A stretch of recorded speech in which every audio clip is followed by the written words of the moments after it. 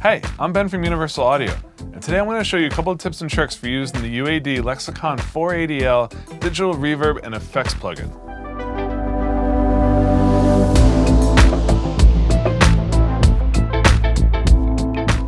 So at its heart, the 480L is a multi-effects processor that became famous for its reverb and effects algorithms. Now the hardware was this huge 3U mainframe looking thing that would sit back in the machine room, and then out in the control room would be this pocket calculator looking thing that would control all the banks, programs, and parameters for the reverb unit. So at first glance it looks a little confusing and a little overwhelming, but trust me, after you spend 30 minutes playing with this reverb, you're going to find not only sounds that you love, but just how easy it is to control and tweak the reverb. Let me show you what I'm talking about. So now before we dive in, let me give you just a quick overview of the controls for the 480. Now you'll notice at the bottom there's a row of buttons. Now these control the bank, the program, and the page. Now the bank is plates, halls, rooms, ambience, effects. This is controlling which set of algorithms you're using. Now inside of each bank there's multiple programs, and these are basically presets or kind of starting points for different algorithms. So inside a plate, you'll find multiple plates with different settings and lengths and tones. And it's just a good place to start from. And then finally, you have the page controls. Now what the page does is it controls which parameters are mapped to the faders right above this row of buttons. So as you go through the pages of controls, you'll see the display right above it is changing each time. And now the faders are controlling a different part of each algorithm. So for instance, right now, the first fader is controlling my reverb time. And you can tell that by either decrypting RTM or looking up a little bit higher, and on the top display screen, you'll see that it's now saying reverb time. If I click on this fourth fader, I'm now controlling the size. These controls make it really easy to quickly customize and tailor and shape the sound of your reverb or effects. And so above the faders are another set of buttons. Here you'll see mute, the meter options, display hold, the wet-dry mix and wet solo buttons, and the overall power button. And then above that you'll find the AB buttons, which allow you to switch between two different presets, all inside of one plugin. And next to the AB buttons, you'll notice there's a bank of numbers. So these were super useful on the hardware for quickly accessing banks and programs. But in the plugin version, it's actually just a secret drawer for the input and output gain controls. And finally at the top, you'll find the main display.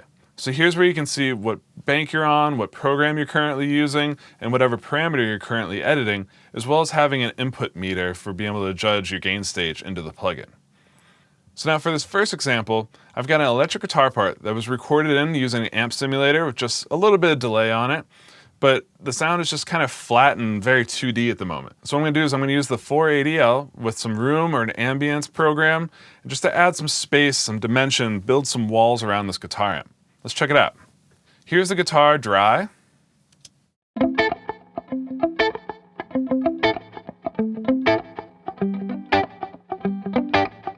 Now let's hear what it sounds like with electric guitar inside of a room. So first I'm going to use the bank button to get to the room bank, and then I'm just going to listen back and scroll through the different programs until I find something that tickles my ear.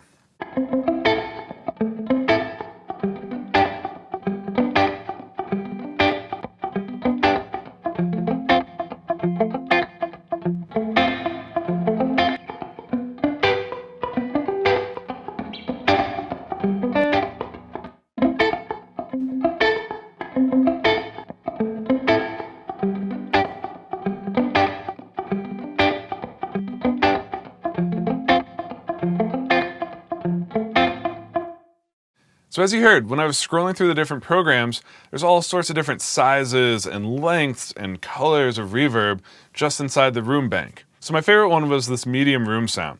Now let's adjust some of these parameters to really tailor the sound. The first control I'm going to reach for is the size. This affects the reverb time, the sound, and the shape of the room. It's kind of the first place to look for if you want to make your reverb longer, smaller, bigger, fatter. The size. It's the fourth fader right here. I'm going to tweak that up and down. You can kind of hear the effect that this has on the sound.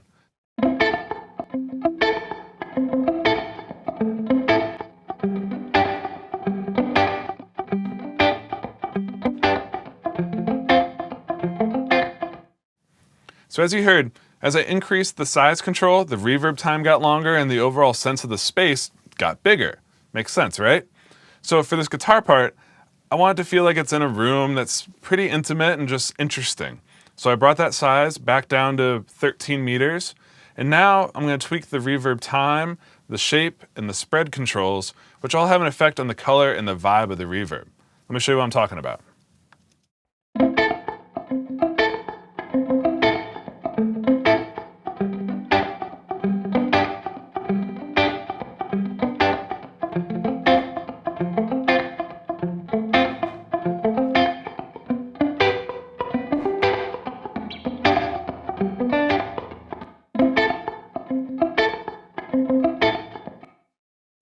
So as you heard, the shape and spread controls give a different color and a different depth to the sound, and the reverb time just adds more tail to the reverb. All very powerful controls for really customizing and tailoring a space around a sound.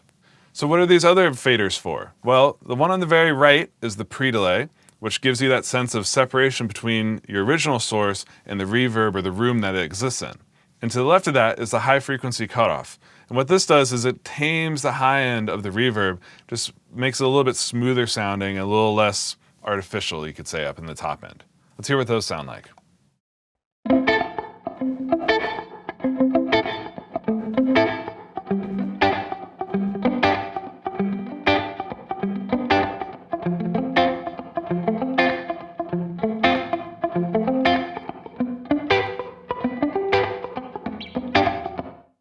So you can hear the pre-delay separates the guitar from the reverb effect, which just gives you this bigger sense of space without having to add more reverb time.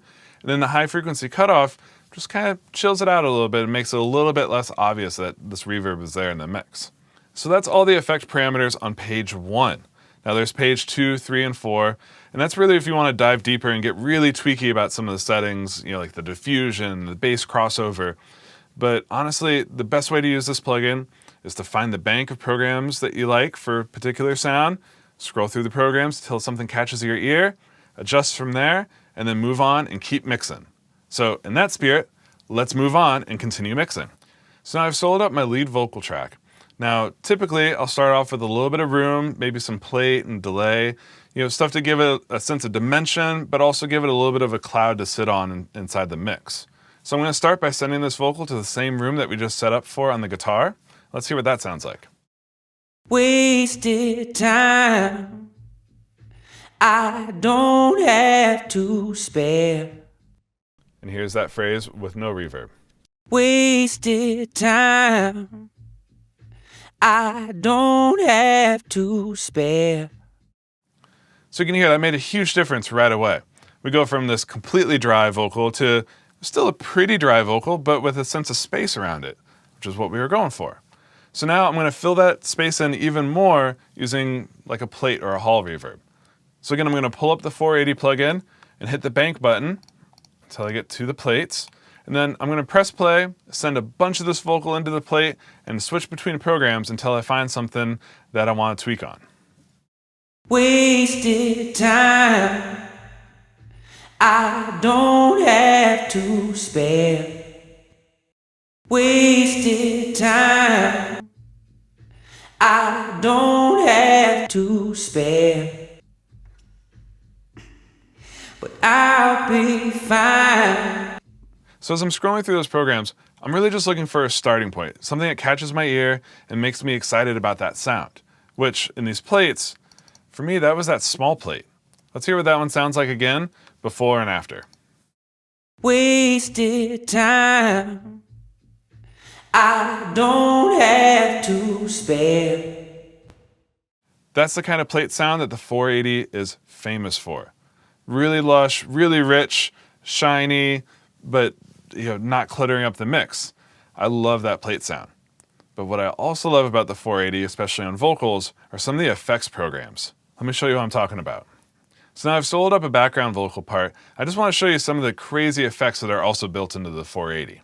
So I'm going to hit the bank button until we're over to the effects bank, and then as we listen back, I'm just going to cycle through the programs until we find something that's interesting.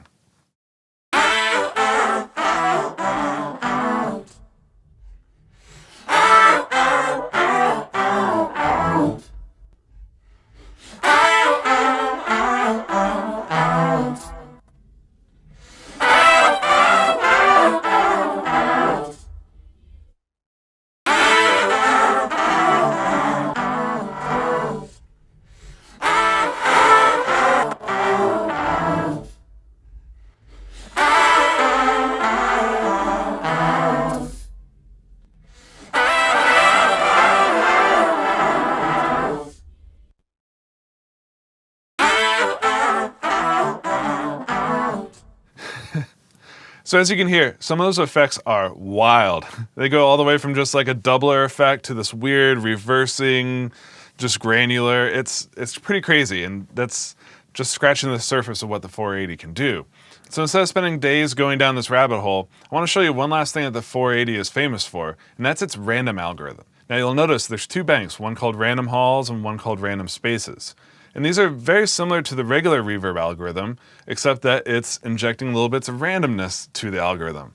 And what that results in is a little bit denser, a little bit smoother of a reverb sound, and it's honestly what the 480 is famous for. Let me show you what I'm talking about. So I've soloed up a synth track, I'm sending it to the same effects send, and now instead of using the bank and program buttons at the bottom, what I can actually do, because this is a plugin, is I can go up to the display, click on effects, and look at that. I can select my bank directly instead of having to scroll through them. So let's go to random halls, and I'm going to still use the program button because it's the easiest way to scroll through the different effects settings.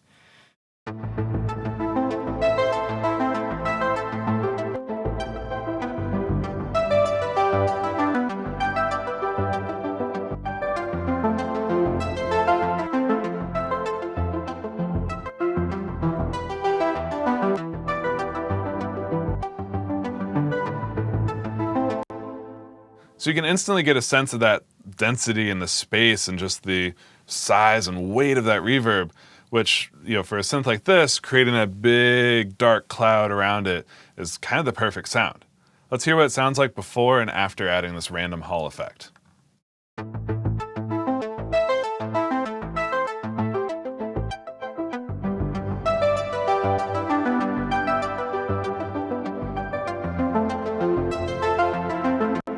Yeah, so again, you can just hear the difference that this random hall is making in adding size and weight and just giving this huge sense of space around the synth, which in this case I think sounds awesome.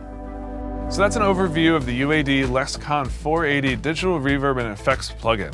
Now as you saw, this plugin's all about scrolling through programs and finding something that inspires you and adds life and color and spice to your mixes. And something I didn't even touch on are the incredible artist presets that are included with this plugin. So if you already own a UAD hardware or UA audio interface, you can actually demo this plugin right now for 14 days for free, and I highly suggest you try it out and get weird with it. All right, I'll see you next time.